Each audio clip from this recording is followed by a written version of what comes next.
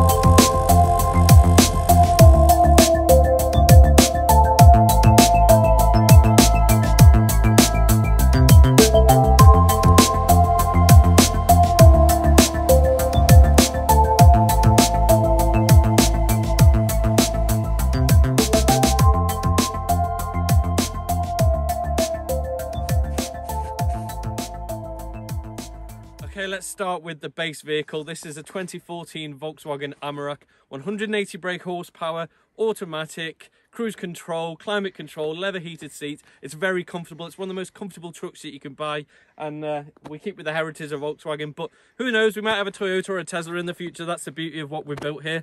Right, let me show you quickly what's in the truck and what we've got around it, and then we'll go inside. Right, follow me, Steph. Okay, this truck was all about enjoying the outdoors more. The West Valley was amazing, it was great, but one of the things I didn't like about it was every time I wanted to cook or get to the fridge, I had to kind of go inside and lean across. I've got everything set up exactly how I want now. So first of all, we have got an 85-litre fridge freezer. This is from Camper Van Culture, and this is absolutely enormous. This is as big as fridges people get in their apartments. I've got like 3 of these trays in the fridge, and I've got like 4 of them in the freezer. It's massive, and it can store loads. Our freezer section's in the far end, so when we're driving, we can literally lean back and get an ice cream, which is pretty swanky. Do you want to just move back, Steph? I'll show you what's on the side. Okay, so on the side, we've got the Arb Awning, again from Camper Van Culture. I'll say that word a lot, Camper Van Culture, because Jed helped me build this. Shout out to Jed. And these are actually snowboard and ski holders, which you'll see on the other side. But this drops down as a table. The awning comes out. We can put our cooker and stove on the side here, and we can cook outside. We've got the fridge right next to us, so I've got all of my ingredients, got all the drinks and the beers ready. It's the perfect setup, and I'll probably lay over some video of us using it outside. I'm not going to get it out just yet because it's freezing. I don't need it out. Right, let's go around the back. Okay, so Trasharoo, again, Camper Van Culture from Jed. These things are brilliant. If you haven't got one, you need to look at them, because when you're on the road and you're traveling, it's really important that you don't leave your rubbish outside and stuff like that. So it's great to just store it away in your Trasharoo, and then you're not making a mess. Underneath, I had to bodge this week, actually. We had a little 5-litre diesel auxiliary tank for our heating, but I just found it didn't last that long in these sort of climates. So I went to Garden Centre and fitted a 20-litre one, which I can fill up when I fill the engine up, so it's really relatively easy. Right, at the back here, we've got our steps, and that's kind of like the inside of our truck. So we drop these steps and we jump in. As you can see, Rupert's there sitting on the heated flooring, getting nice and warm because he's been playing in the snow.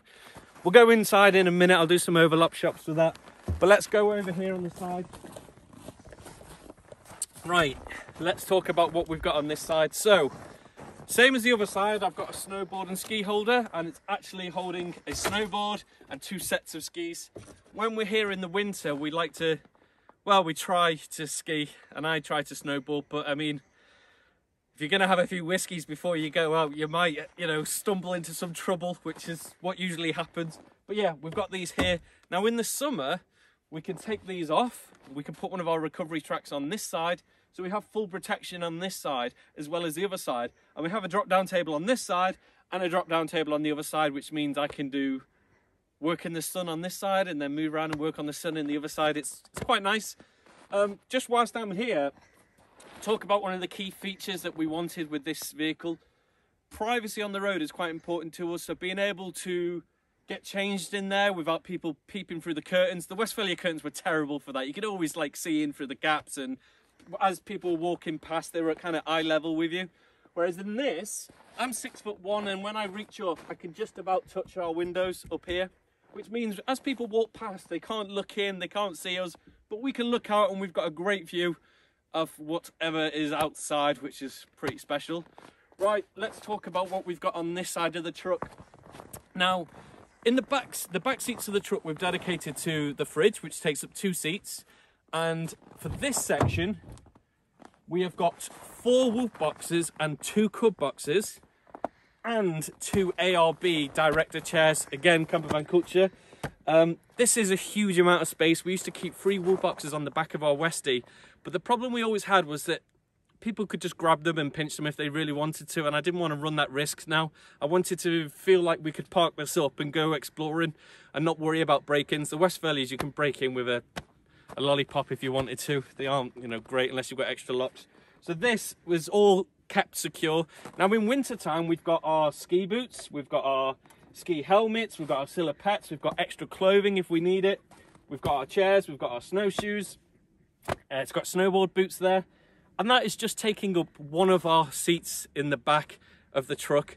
Now, if we wanted to, and we wanted to carry 3 adults in the back, we could take out all of these boxes, put them in the back of the pod, take out the fridge, put that in the back of the pod, and we could go on a long road trip with like 5 adults, which would be great, because then when we get to camp, we can take the boxes out, lay them up, use them as seats, use them as tables, set up the fridge outside if we wanted, or put the fridge back in, and it's all ready to go. So that's the back of the truck.